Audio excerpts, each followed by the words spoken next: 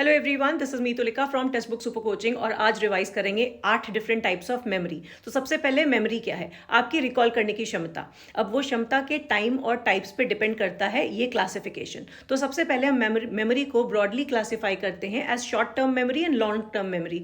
तो short term memory को working memory कहा जाता है। जैसे कि आप ओटीपी थोड़ी देर के लिए याद रखते हैं, कोई चीज़ को देखते हैं तो थोड़ी देर के लिए आपके गहन में रहती है। तो ये है आपकी शॉर्ट टर्म मेमोरी, जो कि आप थोड़ी देर में ही भूल जाते हैं, उसका कोई ट्रेस नहीं रह जाता है। अब आते हैं लॉन्ग टर्म मेमोरी पे। तो लॉन्ग टर्म मेमोरी को दो ब्रॉड क्लासिफिकेशन में हम डालते हैं, एक्सप्लिसिट और इम्प्लिसिट। एक्सप्लिसिट जो होती है वो की कॉन्शियस मेमोरी होती है, एफर्ट लगा के आपको वो बातें याद करनी होती है।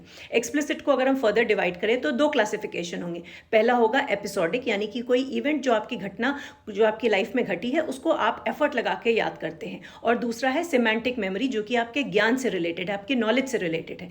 तो जब आप एग्जाम में कोई टॉपिक को याद करने की कोशिश करते हैं तो आपकी सिमेंटिक मेमोरी काम आती है।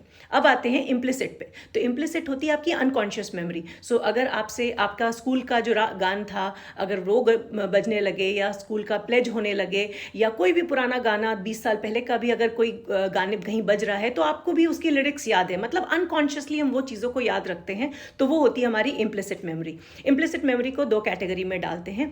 पहला है आपका प्रोसीड्यूरल, यानी कि जो आपके मोटर रिलेटेड स्किल्स होते हैं, जो आप काम करते हैं, गाड़ी चलाते हैं, खाना बनाते हैं, वो अनकॉन्शियसली हम काम करते हैं डे ऑन डे बेसिस पे।